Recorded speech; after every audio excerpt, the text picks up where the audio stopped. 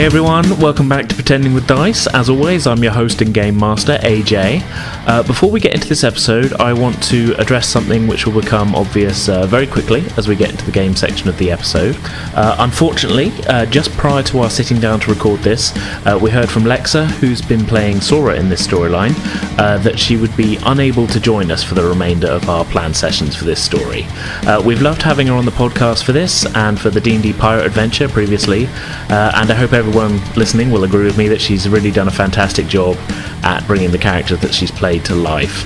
Hopefully we'll be able to get her back on again at some point in the future, but for now we'll be continuing and concluding over this and the next episode our Things from the Flood story as a three-person group. I'd urge everyone, though, to go and check out Lexa's own podcast, that's the Dead Horse podcast, for some great RPG goodness, and to just join me in sending her warm thanks and good vibes and whatnot for the time that she shared with us here on Pretending with Dice. We all hope she'll be able to rejoin us very soon. I would also, to change gears slightly, I would also be remiss if I didn't touch on the difficult situation currently unfolding across the world with the spread of the coronavirus and COVID-19. I'm definitely not the person to be giving out medical advice or anything like that, so I really just wanted to say to everyone that we're right there with you all. I know many of you will be listening to this while in self-isolation or quarantine and such, so hopefully this episode goes some way to give a bit of an escape from all that, if only for an hour or so. Stay safe, wash your hands, and follow the advice of your healthcare professionals. Also, I've become hyper-aware, with this in mind, that we've been essentially telling a story about a town being infected by something that they don't understand and can't really combat. So it's just, a little bit awkward, given the circumstances. But all I can do really is just assure you that we did start recording this story way before the outbreak itself began, so hopefully this doesn't come across in poor taste at all or anything. Yeah. Okay, with all that said, let's recap what happened last time. So, Hazel managed to break into the underground Ministry of Defence testing station, which Anthony and Sora had been escorted down to before being subjected to a barrage of tests designed to see if they carried a strange inorganic pathogen or life form, which they were finally told had spread among the people of Twynham-on-Sea and was the source of some of the strange goings-on about town. Hazel was hurriedly tested also, and the trio were told a bit more about the nature of what the town was facing. The life form, the origin of which the MOD were unsure of, would live inside the bodies of those it infects and had the ability to influence the thoughts and even take full control of its host to ensure its survival. Those infected were compelled to spread the organism to others, something they may not even be conscious of doing, although this was not always a smooth process, with certain individuals not surviving the joining. The MOD had secretly set up a quarantine zone around the perimeter of the town and had been surreptitiously testing the town house by house to make a survey of those who were under the sway of the life form. Wary of what the reaction of the entity would be if it discovered it was under observation and trapped within quarantine, they had been careful not to tip their hand about this. Upon learning all of this and of the danger that it posed, Hazel, Anthony and Sora convinced the scientists to allow them to bring their families into the testing station for safety. Travelling to Anthony's house first, and after overcoming the obstacle of obliquely explaining the situation to his overbearing father, Anthony's parents were found to have not been infected and were loaded into the MOD van. Arriving at Sora's house, however, it was found that her mother was not home. While the doctor and two soldiers entered the quiet house to make some investigations, Sora's mother suddenly appeared, seemingly walking home at this late hour, and letting her guard down, Sora accidentally let slip about the government quarantine and the suspected infectious life form. Eerily calm, Sora's mother told her to wait where she was before following the government personnel into her house. After several seconds, the sound of gunshots shattered the silence. That's pretty much where we left off last time, so without any further ado, execute episode 66. Sorry, I couldn't resist. Enjoy.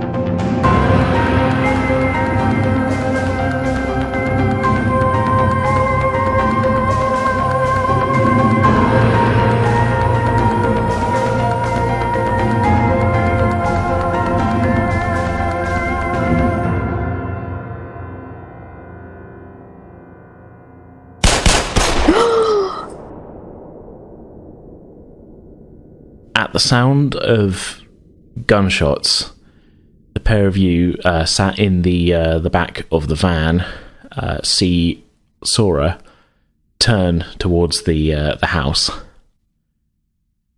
She takes one step forward. There's another sound of crashing gunshots, breaking glass, and before you know what's happening, Sora is slumping to the ground.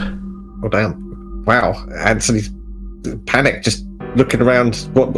I want you both to take both the upset and the scared condition, I think, for now. Yeah. What would you like to do? So we're in the back of the van. The side, yeah, the kind of sliding side door of the van, we'll say, is open. So you had a clear view, kind of that. Okay. Hazel's going to look and see how the soldiers are reacting. The two soldiers are inside the house. Right, okay. With the doctor, so you can't see. It is still dark, as far as you can tell, inside the house. Other than you did see the flash of gun, sort of muzzle blast. Yeah. Can we tell if the gunshots came from the house? It would seem to be that. Yes, that. I'll give you that without a dice roll. Okay. Yeah. Honestly, I think Hazel's probably just really, really freaked out. She definitely doesn't want to go towards the house. Get down! Like, we should all get down low.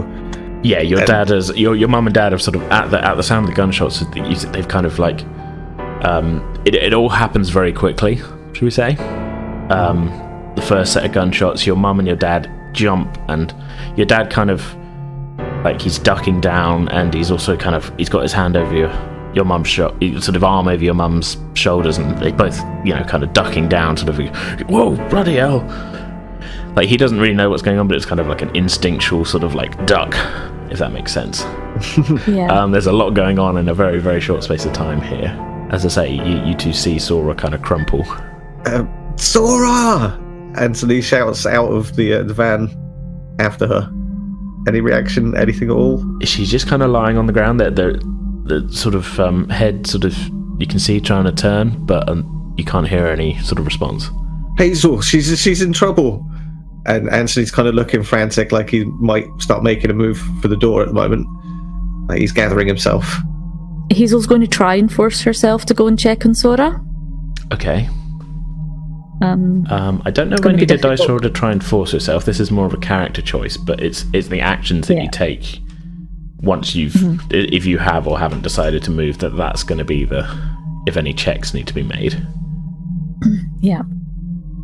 Having heard this sound of shattering glass, can we look towards the window and see, is there movement inside of it? Can we see which window broke? Where did that come from? Yeah, go ahead and make I think we've been doing mind investigate, haven't we, for kind of just general kind of perception style checks. And because you have upset and scared, you have a penalty of 2 dice on this. Oh, okay. Two conditions here. So, yeah, roll them again, 3d6 instead of 5d6. That's still 1 success. Okay, I'll give you that. You can't be sure if it was only the one window broken, but you can only see one window broken, and that is on the front, sort of facing sort of window. The kind of layout of Sora's house is there's a sort of she was kind of at the gate. That makes sense. And there's a sort of pathway goes up to the front door. To the right of the front door, as you're facing the house, was kind of like a sort of large kind of window that you would know from just general kind of being friends with Sora, and that's like the front room of the house. Okay. And one of those is smashed. Okay. So is there anything happening? Is there lights? Is there movement of shadow? Anything like that? You can't see any movement inside. Like past the since the gunshots went off, you can't see any movement through the windows. It was the lights weren't on in the house anyway, and you can't see any extra movement through the window. How far away is Sora from the van? About 10 feet. 10 feet. Okay, so that's. And is there any cover between? Like, does she have a wall? There is a wall. She's kind of, like I say, she's kind of in the gateway, so she is sort of, she's kind of exposed from the house, but you can go up and sort of be crouching behind the wall, if that makes sense. It's kind of like a waist-high, sort of just like end of the front garden wall, if that makes sense. So Anthony tells people in the van that he's going to do this, and then starts to make his way out towards that wall, crouching down. I don't know if Hazel wants to come potentially, or... I was going to say, your dad kind of like almost reaches a hand out to stop you, but you've already stepped out of the van as he does it. Hazel, you notice this. I mean, I guess Anthony would be behind you as you're stepping out. Okay, Hazel's going to step out of the van and crouch down and start to approach Sora. Yeah, we both kind of go in, I don't know, either side of the gate potentially? You could do that, yeah. So we both got a section of wall. Work. Yeah. Okay, so we kind of separate off and approach Sora from either side, as it were. Okay, so it's a short distance. You cover it easily. Crouching down next to the wall, and you can see Sora is sort of lying on her back. As you're sort of leaning over her, her eyes kind of look up at you, but clearly in a lot of pain, and you can see a wound in the center of her chest. Oh. Oh my God, Sora! No, what the hell? And Anthony's kind of very shaken by this. Yeah.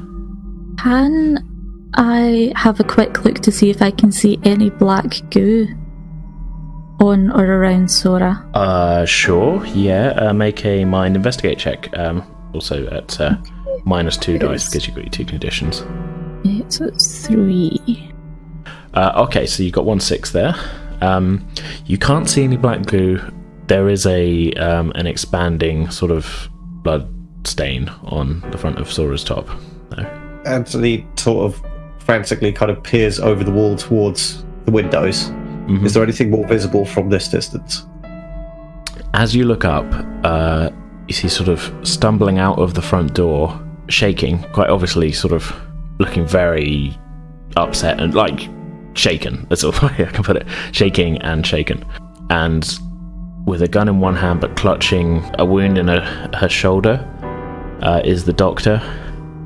She sort of stumbles a couple of steps up the garden path and then also sort of falls over on her knees sort of in front of you, but she doesn't look in as bad shape as Sora does. It's more of like a sort of shoulder wound. And she sort of looks sort of wildly around at what's going on, and she sort of sees Sora on the ground and sort of kind of looks at the gun in her hand and drops it. Okay. How can we react to that? What can we do? I don't know if I can do anything. Yeah, I'm right with Anthony right now. My mind's spinning. I'm just like, what the hell could I possibly do to deal with this? There is no dealing with it. I feel like Anthony looks back to the car, and is there any sign of Mum and Dad's, any movement there? Has Dad sprung to action, or is there any sign of him kind of like taking a parental lead here in any way, shape or form because of what's happening? You see him sort of peeking around the corner, and he's sort of he's not really leaping to do anything, if you know what I mean. He's got a kind of look in his eyes of like a man who all his life thought that he'd be the first one to take charge in an emergency, and now an emergency's happening and he doesn't know what to do with himself. If that makes sense. Of a man in his pain. Yeah. Oh yeah, it makes sense. It's who we knew he was all along. And yeah, he's almost like he's got hold of your mum still, and that. Okay. So Anthony, seeing this, kind of turns back to Hazel and sees her. I assumed you're looking pretty distraught at this point. Yeah. Is there anything I can do to try and like pull myself together at this point? Is there any like kind of resolve check or something that's like, can I try and deal with those issues that dealing with conditions? I know it's quick, but sorry. Yeah, dealing with conditions is interesting. In a scene with another teen, the other teen has to make a lead roll. That's a heart lead roll to kind of help another teen recover from a condition. Okay. Yeah. You can help each other, and if one of you rolls a d6 more than you need to, you can also heal one of your own. That would be my read on that. Okay. If that makes sense. That's the ruling I'm going to make. Hazel's got pretty good lead. So, I think. So what Hazel's is going to try and do, she's going to try and take charge and try and staunch the bleeding. Mm-hmm. Okay. So Right, Anthony. When I say I need you to put pressure on this wound, okay? Mm-hmm. And I'll try and staunch the main blood loss from her chest, right? Okay. Okay, make a heart lead check for me, Hazel. With -2 dice. Yeah, I'm afraid so, because you still have your conditions. Yeah. So that's 5d6. Oof, okay. It is all a little bit too much for you at the moment. That is no successes on that. Yeah, there's something in the pit of Anthony's stomach right now that's just like he can't focus. His head's spinning. His eyes are racing in every direction, trying to look towards the door. Like he's just panicking. Yeah. Hazel's still trying to staunch the blood loss. Mm-hmm. She just has completely forgotten to do something like fold up some fabric to press onto it. Yeah. So it's currently just her hands. You're finding it. You've got a bit of knowledge in the kind of area of kind of first aiding that, but it was so unexpected. You can't quite put yourself in the right action sequence, if that makes sense. Not without a success roll, anyway. How much blood is flowing here, just to get a sense of, and where is the wound exactly? There's a fair amount of blood, and it seems to be kind of, I say, the blood is sort of spreading across her top, and as you can see, there's sort of you begin to notice a sort of expanding sort of pool of blood beneath her, and that it is kind of sort of right, almost in the center of her chest. Okay. Seeing Hazel trying to do what she can, Anthony kind of pulls himself together a little bit and says, we've got to get her to a hospital, we've got to get her to the van, and turns around and starts to run towards the van. Okay. To get his dad.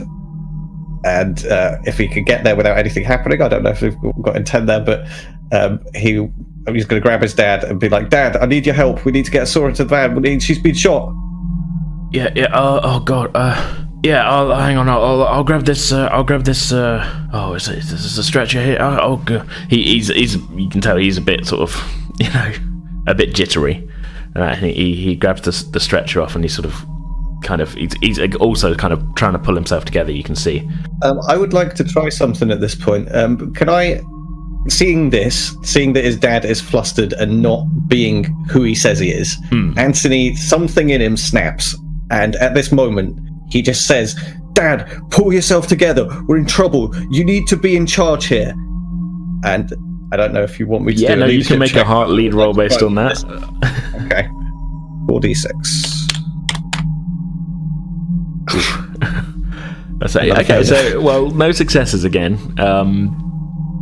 But I will say, as you're talking to an NPC, yeah, you kind of sort of part way succeed in getting your dad to kind of not fully pull himself together, but he's following you with the stretcher. Okay. So we kind of rush out towards the house, and as we're going out, looking towards the scientist, the doctor that has slumped outside. Any movement there? Any indications we're running towards? She's not unconscious or anything. She's just kind of she's almost sank to her knees, and she's kind of just she's staunching the bleeding on her own wound. Like I say, it doesn't look as bad as Sora's. It's kind of like it's hit her in something's hit her in the shoulder, and she's just kind of staring at Sora and that, and looks a little bit shell shocked. Okay. So as we get to Hazel and Sora.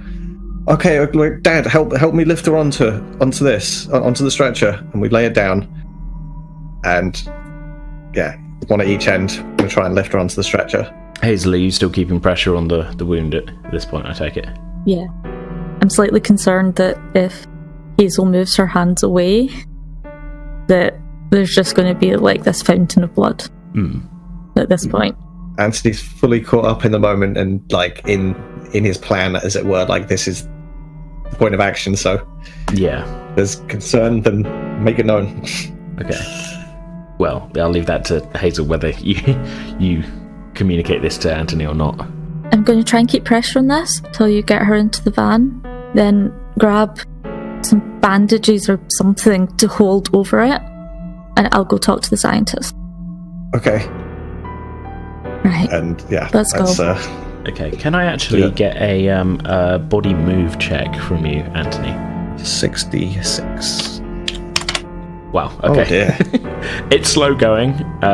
You're maybe not for listeners, Anthony rolled no successes on that. You're maybe not keeping the stretcher as stable as you would like, shall we say. It's a short distance, but you're not a trained paramedic. You know, this is not... This wasn't in the plan, shall we say. So maybe getting the stretcher into the van, it's a little bit wobbly. You're kind of making this up as you go along, sort of thing. Mm-hmm. But you do get the stretcher in the van. Your mum is there, and she's sort of wide-eyed and quite pale. Is there anything obvious in the van that we could use to staunch the bleeding a little bit better? Yeah, there is actually. There is a first aid kit. Okay, so we grab that. It's got some sort of gauze and stuff in it. Yeah, a properly stocked one, yeah? Yes, yeah. Okay. Well, it's not this isn't like an ambulance, but it's, it's kind of like a sort of portable little kit sort of thing. Remember, you're dealing with like the Ministry of Defence sort of thing, so I'd imagine it's a sort of standard kind of field kit or something. Okay.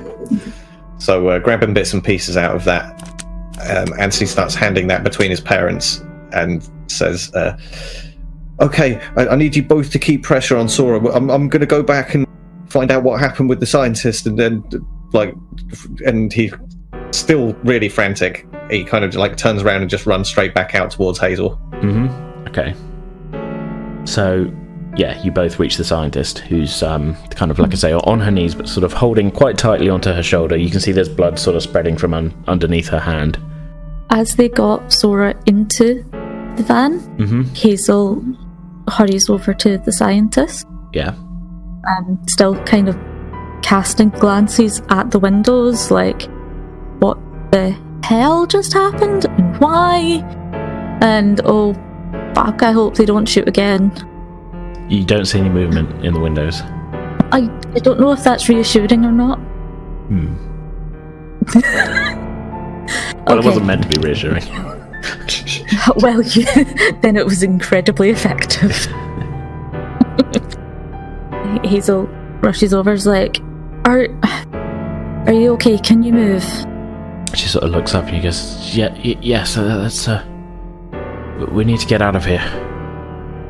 As quickly as we can. Let's get you back to the van.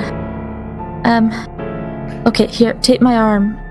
Sort of awkwardly kind of, like, well, one arm's fine, but it's currently clamped over her wound, if that makes sense. But yeah, you can sort of get a shoulder under her and, get her on her feet.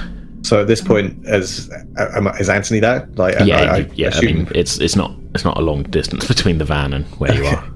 So yeah, Anthony, approaching the situation, looks to the ground. Did you say that she had a gun in her hand when she walked out? She did, and she dropped it when she kind of collapsed and had sort of seen Sora on the ground.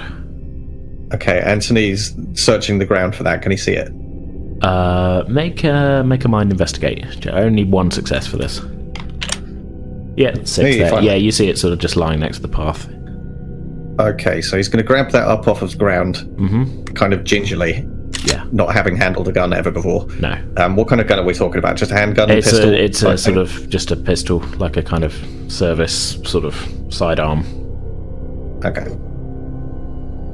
So he grabs this, looks to the scientist, and says,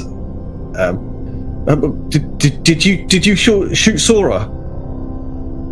She kind of looks at you with like a sort of pained expression. You're not sure is down to her wound or the thought of whether your accusation is right. She says, it all happened so fast. I really don't know. That woman, she came out of nowhere, grabbed Private Dempsey's gun, shot him and Private Wilson, and, well, hit me. She kind of clutches her shoulder in pain again and continues, I fired back at her, but she moved so quickly and she was gone. I think I missed her. Hearing that, Anthony looks around, like, into...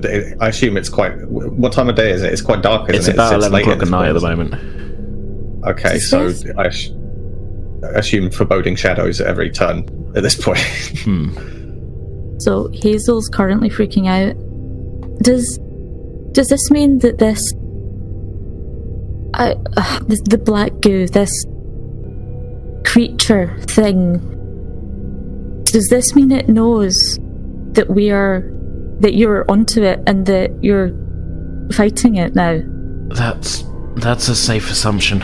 Oh no. I mean, how did it know we were in the house? We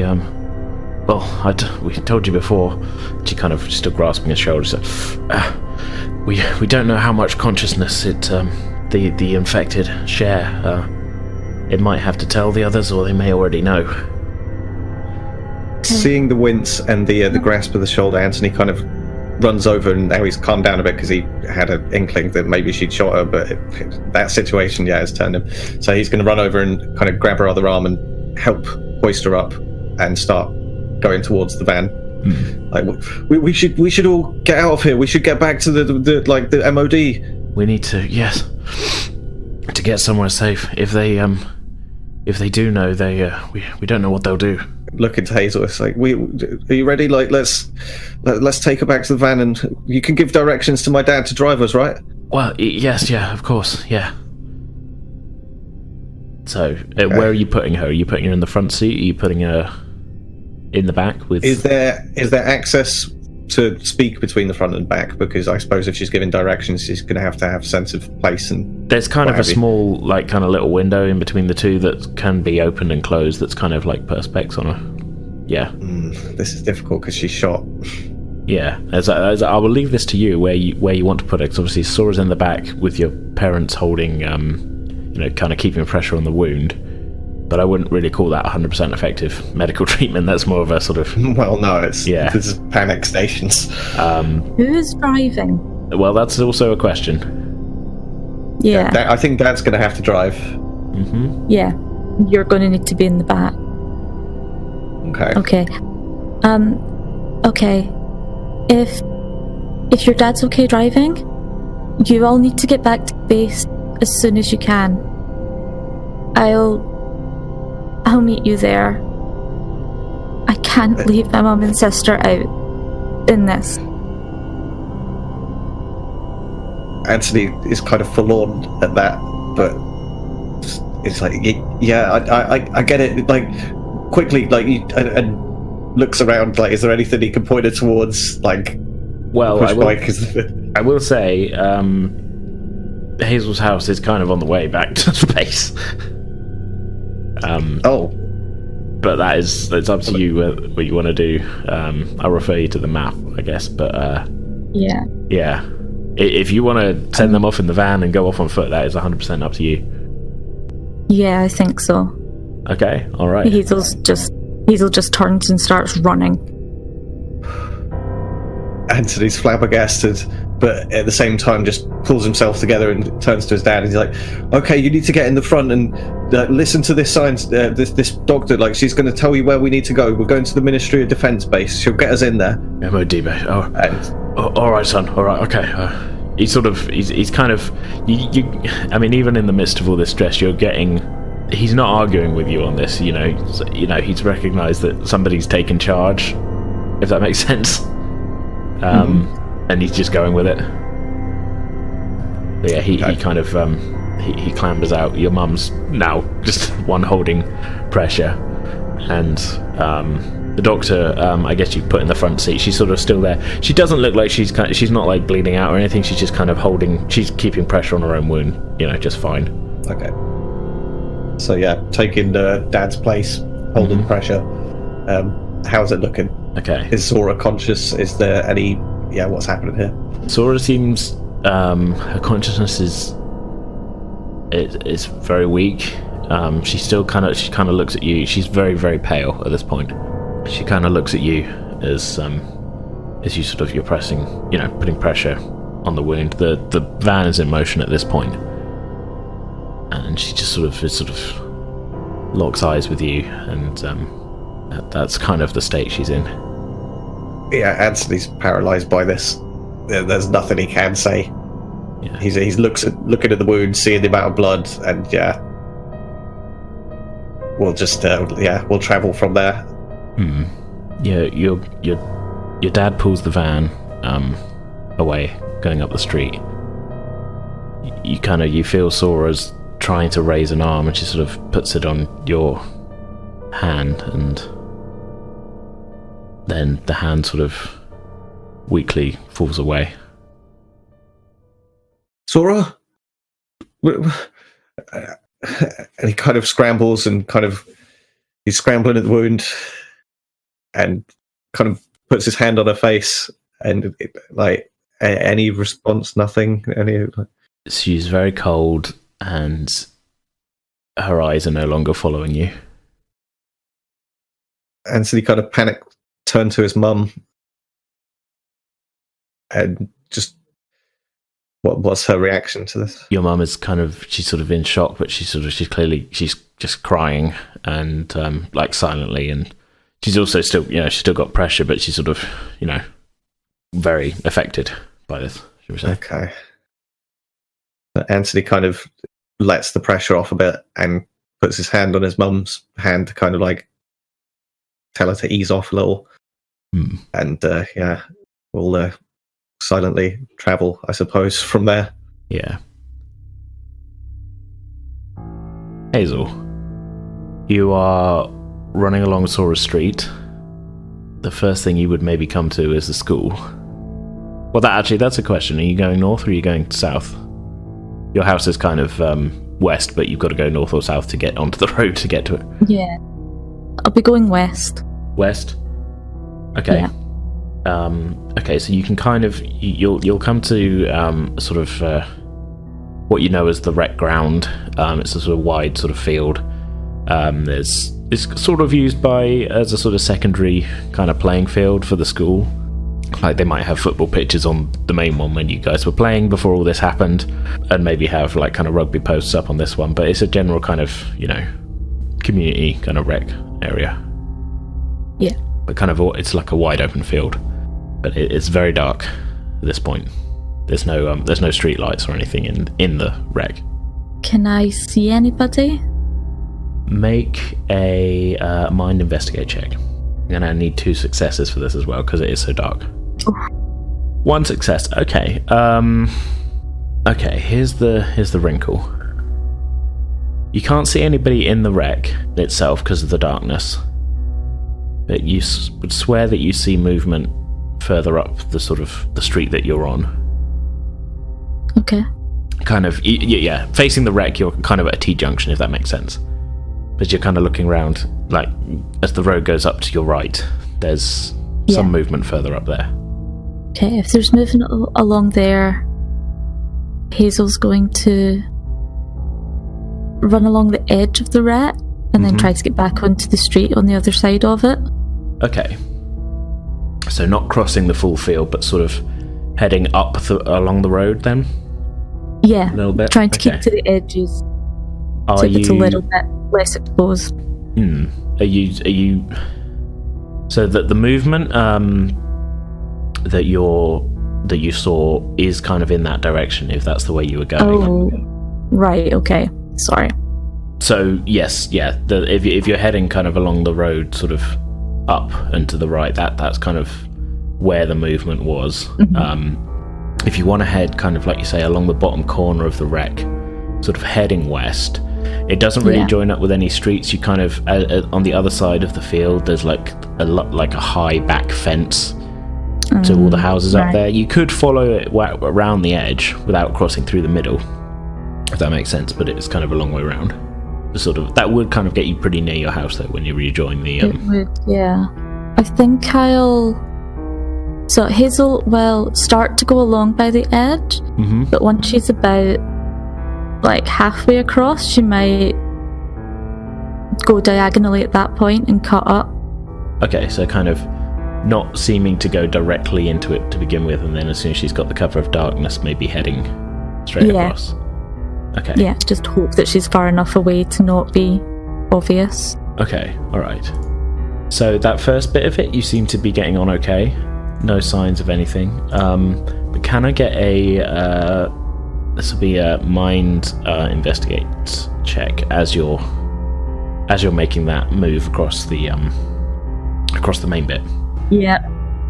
Yeah, So it doesn't like... okay, so yeah, no, you seem to be alone because you got 0 successes on that. So yes, you make it to the other side, onto the road, back under the streetlights, and you are a very short distance from your house. Okay.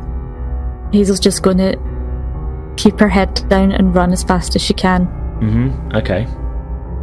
Can I get a body move check from you? Ooh. I know this isn't your isn't your skill at the best of times in this with this character. Yeah. Okay, so that was on 1d6 and it was not a success. Yeah. Okay, so yeah, you're making as best progress as you can, and as you kind of round the corner on your street and you hear what sounds like running feet behind you. Can I glance? Yeah. Hazel glances back to try and see if it's someone she would recognise as Sora's mum. Are you still moving while you're glancing back? What are you? Yes. Yeah. You see. Okay, so you kind of round the corner into your road. You hear the sound. You turn your head. On either side of the street, there are several figures following. Okay. Are they townspeople? Are they soldiers? They're not soldiers. They just seem to be random people. You don't really recognise any of them. Right. Maybe only as far as like just. I think I saw that person in the shop one time, or I think that's somebody who lives over that way. You know, they're not like you don't know them, but they're townspeople. Okay. They've all got their eyes locked on you. Okay. I'm just going to go back and check the map quickly. No problem. You are sort of on at the moment. I'm kind of thinking you're just rounding that last bend to go onto the road that your house is on. Are any of these people in front of me? You can't see anyone in front of you. Okay. You don't know whether they chase you across the wreck, but it doesn't appear to be like a coordinated, like they haven't got you surrounded, but they definitely are chasing you. Okay. Panicked change of plan. Hazel's going to head straight for the MOD base. Okay, alright. She just doesn't want to lead them. If her mum and sister are safe, she doesn't want to risk leading them to her house. Right. Can I get another body move check then, just to see if you can stay ahead of 1d6? Yeah. There's another 4. Okay, so they are gaining on you. Okay. Anthony, you obviously you're in the back of the van. I'm going to say that the window in between the back and the front of the van is open, and you hear your dad just sort of like, as much as you're focused on Sora, you suddenly hear your dad say, "What the hell is going on?" And the doctor's sort of pained voice saying, "They must all know." Oh God, is that Hazel? Anthony gets up and looks through the little window to try and see what's going on out there. As the van is heading along the road, sort of as direct to the testing station as you can, Hazel had kind of cut the corner off of the turn that the van had to make. So you are actually catching up with Hazel. Appears to be running from 6 random people in the same direction that you are going. Okay. I suppose we're gaining quickly. You are, yes. Are the people in the road, you said are they just on the pavement? Or are they actually like spreading out into the road? They were just kind of on the pavement, but they are sort of starting to form up into a kind of like just a sort of group. There's no... That's the other thing as well. There's no other cars on the road as far as you can see. I mean, no one driving around. I mean, there's parked cars. So are we approaching this situation from behind? So we're kind of approaching that group, and then Hazel's in front of them? Yes. Right, okay. And can we get through? Like, I mean, Dad's in control here, so what's his response to this, I suppose?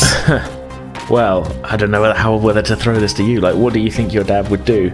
He doesn't really know what is going on. So as far as he can tell, you were with your, friend Hazel, and that she ran off, and now you're catching up with her now that he's sort of turned the van around and gone through town. And she's being chased. What do you think your dad would do?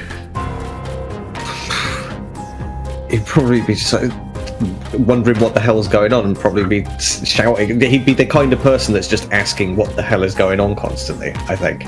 Anthony, your friend, she's up ahead. Looks like she's being chased. Yeah, we've got to help her. Oh, all those people, what the hell is going on? The town's going crazy. Is there any way that we can get around this group now, or have they kind of gotten into the street enough that he can swerve around the group. What are you planning on doing? Okay, so Anthony's response is just to say, Dad, we've got to help you. We've got to get ahead of them. All right, this could be a redeeming moment for your dad. All right, son. It's worked on the A-team. Open the side door. Anthony does as told, opens the side door. As your dad pulls his head out slightly and gets a view of where we're going ahead. Yeah, your dad swerves around the group. Hazel, you hear a van coming up behind you and sort of slowing down alongside you, and you see Anthony in the doorway. Hazel, it's us! He then shouts, Dad, get alongside her! Yeah, he is alongside her.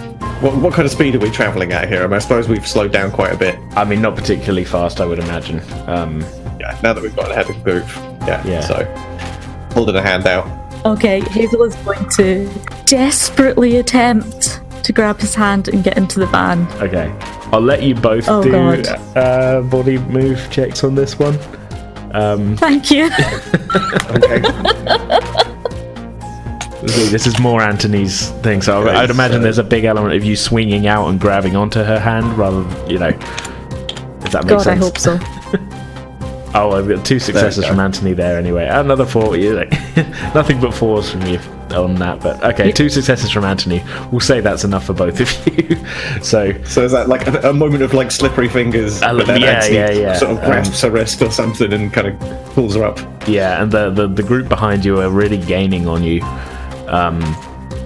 As you just pull her into the van, sliding the door shut behind you, I assume. Yeah. Yes. And then turning towards Sora and then looking up towards Hazel and saying, Hazel, it's Sora. It's the gun. And yeah. What's apparent is apparent, I suppose. Yeah, I'm sorry. And then she looks up and shouts for them to get to the base as quickly as possible. How far from Hazel's house are we at this point? Because we were on the road. In my head, so, I imagined you were just about to go over the railway bridge. Okay, so we're pretty much there. Yeah.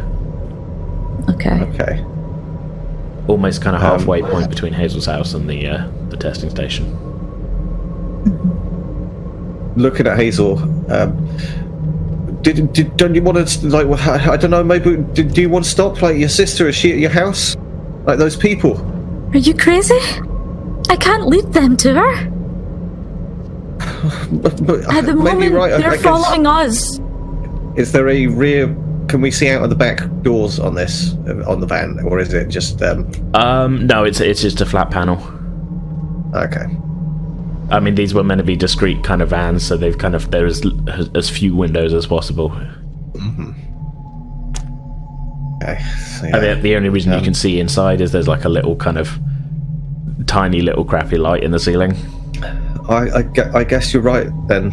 We should just go back to the Ministry of Defence and maybe they can protect us or something. I don't know. Well, we've got our best chance of finding things out there, of surviving there, and I don't really see what else we can do. Anthony kind of slumps down onto the ground, and at this point there's nothing more to say again. It's one of these moments of sort of it's just terrible. This is a horrible situation, and we're just going to have to ride So unless there's more to be said with Hazel, then yeah, that's Anthony's part here. Hazel looks round and, remembering that there aren't any other windows in the van, goes and pushes forward to look through the little grill to look out the front of the window. It's like, we're almost there. It'll be okay. We're almost there. So looking out the front window, you can see, really coming up quickly is the kind of gate post that Sora and Anthony talked their way through earlier on. And as you're kind of looking, Anthony's dad he honks the horn a few times. It doesn't appear like he's going to be slowing down. The guard kind of, obviously recognising the van, you can see the guard quite clearly now as you're getting closer, opens the gate. Anthony's dad doesn't really slow the van down much as he pulls in. You just have enough time to sort of see that it looks like the guard is sort of noticing that the van is being chased, and just as the van skids around, you see him kind of reaching for an alarm in the gatehouse, if that makes sense. And then you're past him and gone, and hear the doctor saying, "Quick, drive around the building here, we need to get to the bunker." And she directs your dad, and who pulls into a quite quick stop. Not dangerously driving, I'd say, but like he's not leisurely. He's not messing about. No, he's not messing around. He pulls up in front of the bunker that you were at earlier, and gets out, leaving the engine running. It's stressful situation and such. And yes, Hazel opens the side door from the inside, and kind of pokes her head out to look around before actually getting out of the van. Yeah, this bit of the yard does seem still pretty much as it was earlier, really. Okay. Right, so she'll hop out and be like, "Right, come on," and then Anthony takes his mum's hand and helps her get out with her. And I suppose we'll make our way to the front of the van, and is Dad gonna help? What's he doing? Is he maybe gonna... I was gonna say, are you bringing Sora in with you? I suppose there's kind of like a forlorn look back, and a thought of like, well, there's not much to be done, and we should get inside. I don't know. It is up to you. I am leaving this in your hands. Yeah, that's my take here. If that's what you're saying, then we'll go with that. Hazel's already freaking out about the alarm. And does that mean the soldiers are going to be trying to man that gate? And how the hell did... Because Sora's mum managed to grab one of their weapons. So what's going to happen to those soldiers? So she's kind of gone round the back of the van, is looking around trying to see what's happening, but also quite aware that she really wants to be in that bunker. Yeah. I think as we established in the earlier episode, where the bunker entrance is, you can't really see the gatehouse, if that makes sense. There's like a larger building in between.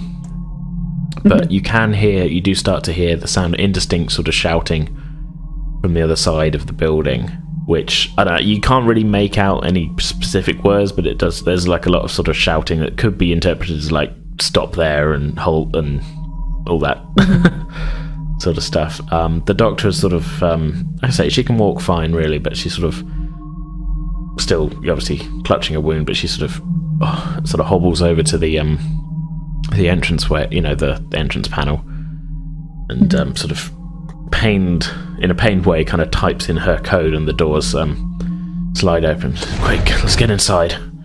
Hazel looks back and is clearly torn and concerned about quite a few people, but she runs back to the bunker and goes through the doors just after the others. Okay. So as you step into the building, you begin to hear the not too distant but slightly scattered sound of more gunfire as the sliding pair of double doors close behind you.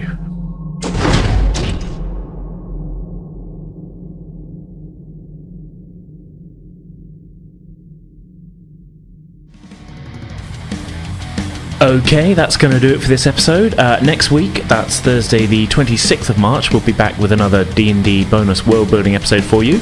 And most importantly, we'll be back in 2 weeks' time on Thursday the 2nd of April with the final chapter of our Things from the Flood story, continuing where we left off today. In the meantime, you can get in contact with us on Twitter and Facebook, both of which we're at Pretend With Dice. If you're a Discord user, you can also join our server by following the link in the pinned tweet and bio on our Twitter page. And finally, you can also email us at pretendingwithdice@outlook.com. If you're an iTunes or Apple Podcast user, it'd be really great if you could leave us a rating and review. It all helps us to find new listeners, and we'd love to hear what you all think of the podcast. So for now, that's our show. I hope you all enjoyed it. We'll see you next time.